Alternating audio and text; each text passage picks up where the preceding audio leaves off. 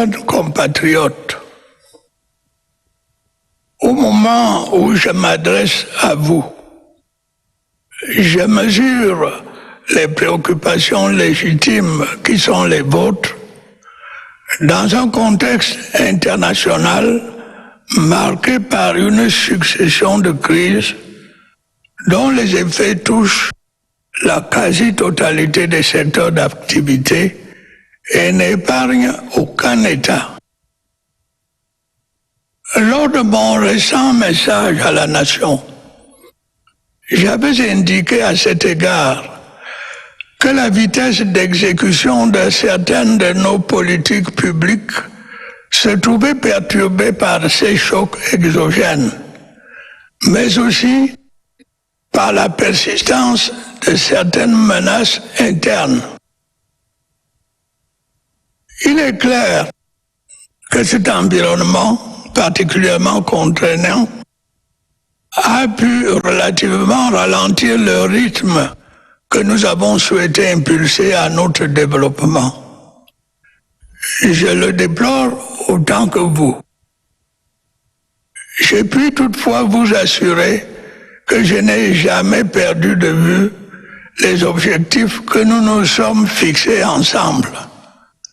Bâtir une nation forte, une économie prospère, un pays fier, libre et uni dans sa diversité. C'est une mission sacrée. C'est une mission à laquelle j'entends continuer à consacrer toute mon énergie afin que chacun de vous ait l'opportunité de s'épanouir pleinement et de réaliser ses aspirations.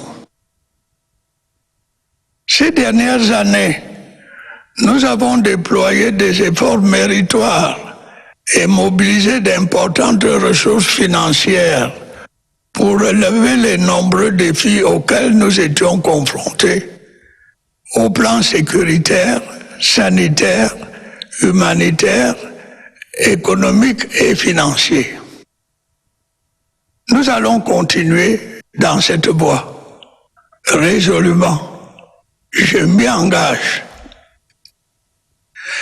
Mes chers jeunes compatriotes, face aux crises multiples qui caractérisent le contexte actuel et aux difficultés qui en découlent, il est normal que, comme les jeunes du monde entier, vous puissiez vous sentir quelque peu désorientés.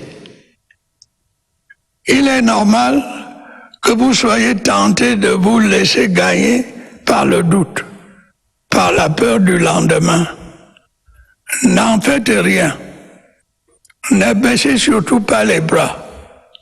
Au contraire, armez-vous de votre intelligence, de votre sagesse, de votre détermination, de vos compétences et de vos talents pour relever les défis du présent et du futur. L'éducation, j'ai déjà eu l'occasion de vous le dire, est à cet égard incontournable. À quoi vous servirait-il d'être talentueux si vous n'êtes pas organisé? À quoi vous servirait-il d'être intelligent si vous vous découragez face à la première difficulté? Vous devez donc continuer à vous éduquer.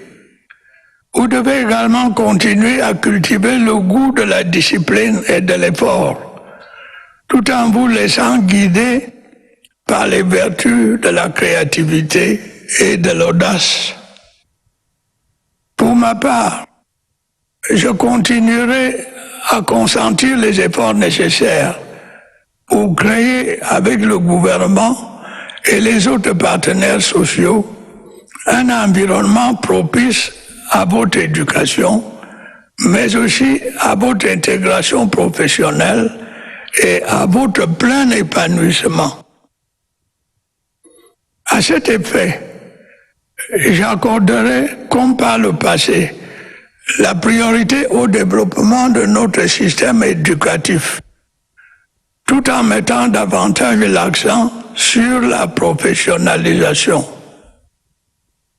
Ainsi que vous pouvez le constater, notre cadre scolaire et universitaire ne cesse de se densifier avec la création de nouveaux établissements d'enseignement primaire, secondaire et supérieur. En marge du système éducatif classique, le gouvernement a créé des centres de formation professionnelle d'excellence dans plusieurs localités de notre pays. Leur mise en place va se poursuivre et s'étendra sur l'ensemble du territoire national. Un vaste programme de transformation des SAR-SM en centre de formation au métier a été lancé avec l'opérationnalisation du centre de Konsamba. Tous ces efforts visent à vous assurer la meilleure formation possible afin de vous rendre compétitif et capable non seulement de saisir les opportunités d'emploi qui s'offrent à vous, tant au niveau local qu'international, mais surtout de devenir de véritables auto-entrepreneurs.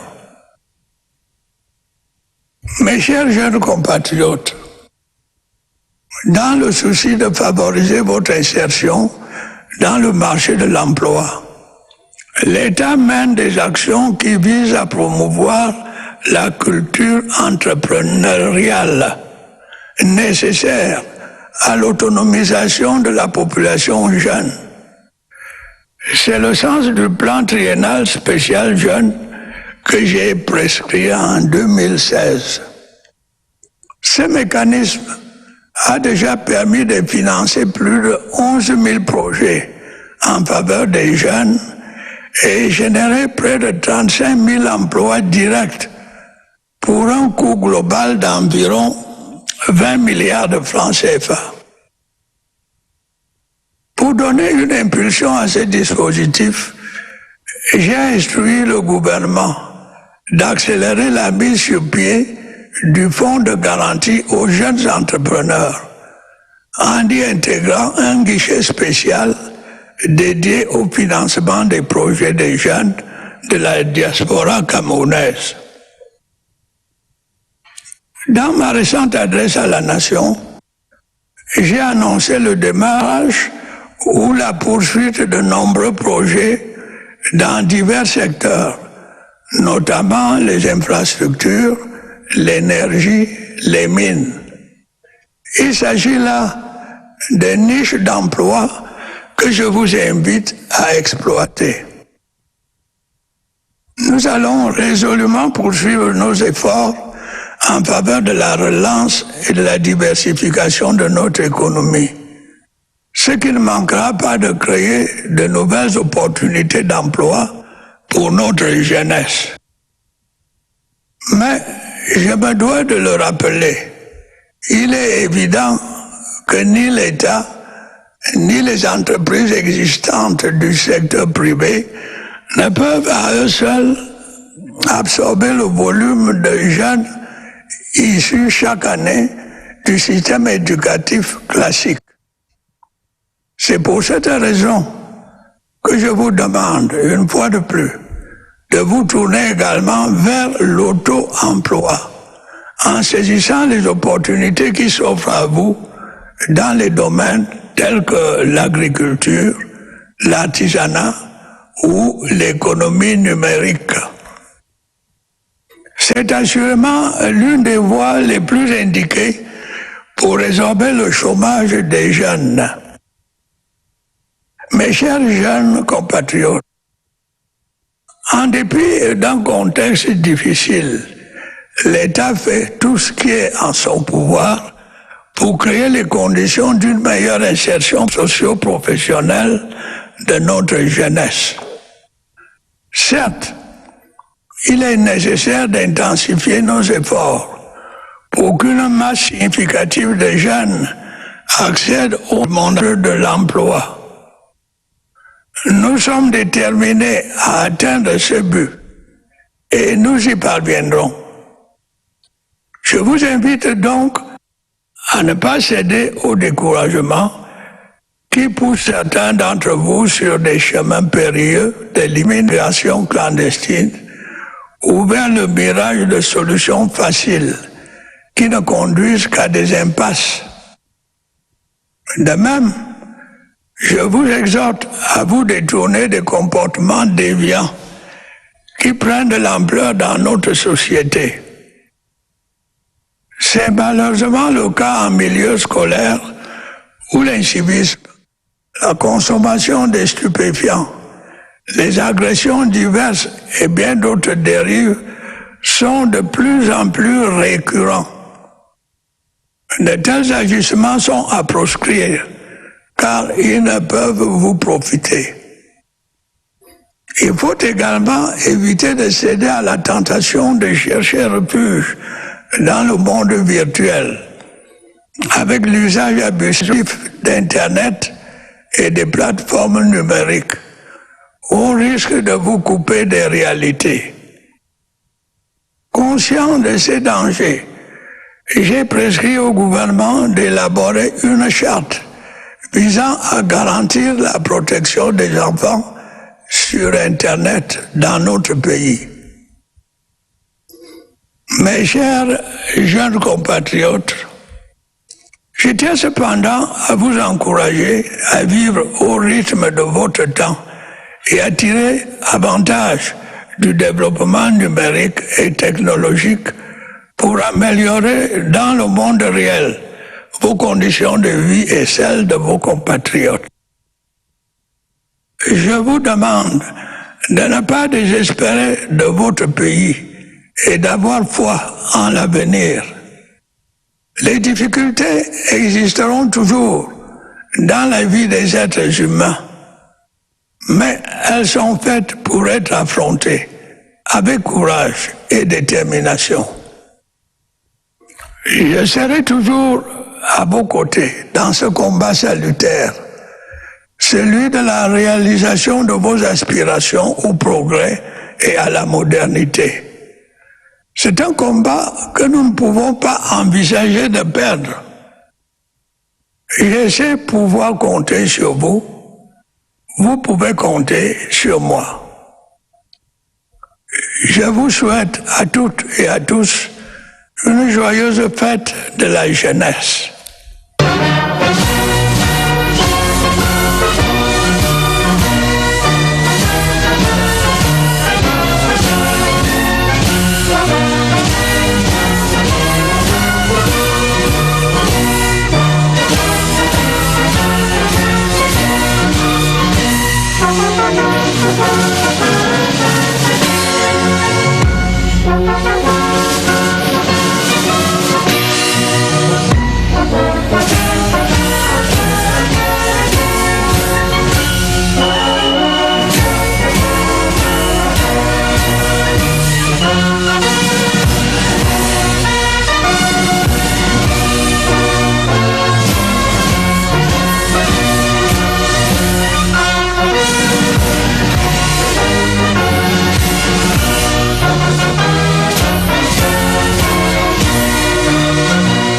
Mes chers jeunes compatriotes, my dear young compatriots, au moment où je m'adresse à vous, as I speak to you, je mesure les I fathom your qui sont les vôtres legitimate concerns in a global context, marqué par une succession marked by a series of crises affecting virtually all sectors of activity and every state. Lors de mon récent message à la nation, In this regard, j'avais indiqué à I cette pointed out in my recent message to the nation that such exogenous shocks as well as lingering internal threats are disrupting the pace of implementation of some of our public policies. il est clair que cet It is clear that such a particularly challenging context has relatively slowed down the desired pace of our development, a situation which we all deplore. However, I can assure you that I have never lost sight of the goals we set together, those of building a strong nation, a prosperous economy, and a country that is proud, free and united in its diversity. It is a bounden duty, a duty to which I will continue to devote all my energy to ensure that each of you has the opportunity to develop your full potential and meet your aspirations. In recent years, we made laudable efforts and mobilized substantial financial resources to address the many security, health, humanitarian, economic, and financial challenges facing us. We will resolutely continue on the same path. Such is my pledge. My dear young compatriots, faced with the multiple crises characterizing the current context and of the ensuing challenges, it is normal that just like youth worldwide, you may feel somewhat confused. It is normal that you may be tempted to yield to doubt and fear about the future. You should not. Most of all, do not give up. Rather, utilize your intelligence, your wisdom, your resolve, your skills and talents to rise to the current and future challenges. In this regard, as I told you before, education is inevitable. How useful would your talent be if you are not organized? How useful would your intelligence be if you get discouraged by the first difficulty? You should therefore continue getting educated. You should also continue nurturing the love for discipline and hard work while allowing yourself to be guided by the virtues of creativity and audacity. For my part, I will continue making the requisite efforts to create, together with the government and other social partners, an environment conducive to your education, as well as your education as your professional integration and development of your full potential. To that end, I will, as in the past, prioritize the development of our educational system with further emphasis on professionalization. As you can notice, our school and university map has continued to expand with the setting up of new primary and secondary schools and universities. Beside the traditional educational system, the government has set up vocational training centers of excellence in several localities in our country and will continue to establish them nationwide. An extensive program to upgrade rural artisan and home economic centers to vocational training centers has been launched with the operationalization of the Kongsamba Center. These efforts are all geared towards providing you with the best possible training to make you competitive and capable not only of seizing the job opportunities available locally and internationally, but also of becoming veritable self-employed entrepreneurs. My dear young compatriots, in a bid to foster your integration into the job market, the state is taking action to promote the requisite entrepreneurial culture for youth empowerment. That is why I prescribed the special 3-year youth plan in 2016. This plan has already enabled the financing of over 11,000 youth projects and generated close to 35,000 direct jobs for an overall cost of approximately 20 billion CFA francs. To boost this plan, I have instructed the government to fast-track the creation of a guarantee fund for young entrepreneurs with a special window for the financing projects promoted by youth of the Cameroonian diaspora. In my recent message to the nation, I announced the start or continuation of numerous projects in various sectors, notably infrastructure, energy, and mining.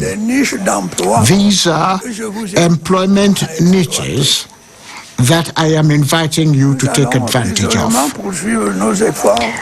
We will resolutely pursue our efforts to revitalize and diversify our economy, which will certainly create new job opportunities for our youth. I must, however, recall that either the state nor existing private sector enterprises alone can employ all the young people graduating from the traditional educational system each year. That is why, once again, I am urging you to embrace self-employment by taking advantage of the opportunities available in various areas as agriculture, handicraft, and digital economy. This is definitely one of the most effective ways of reducing youth unemployment. My dear young compatriots, despite the challenging context, the government is doing its utmost to create conditions conducive to better socio-professional integration of our youth. We certainly need to step up our efforts to get a large number of young people into the workforce. We are committed to achieving this goal. It will be achieved. Therefore, I urge you not to yield to despair, which drives some of you to the perilous path of illegal immigration or the illusion of easy solutions that only lead to a dead end. I also urge you to shun deviant behaviors which are becoming rife in our society. Regrettably, such is the case in schools where incivility, substance abuse, assault, and many other excesses are increasingly becoming commonplace.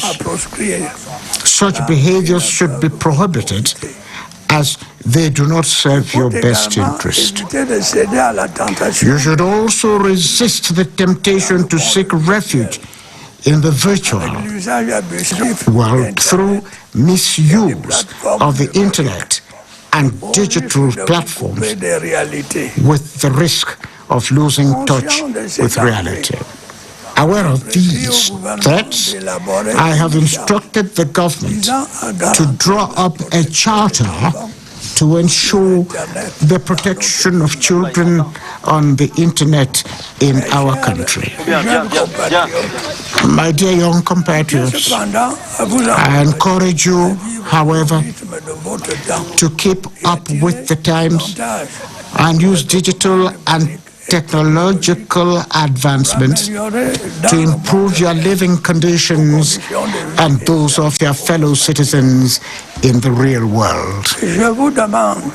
I urge you not to lose hope in your country and to have confidence in the future.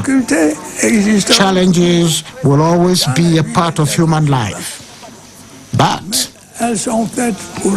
they must be faced with courage and determination. I will always stand by you in this salutary battle, that of meeting your aspirations for progress and modernity. We cannot afford to lose this battle. I know I can count on you. You can count on me. I wish you all a happy Youth Day. Une joyeuse fête de la jeunesse. Une joyeuse fête de la jeunesse.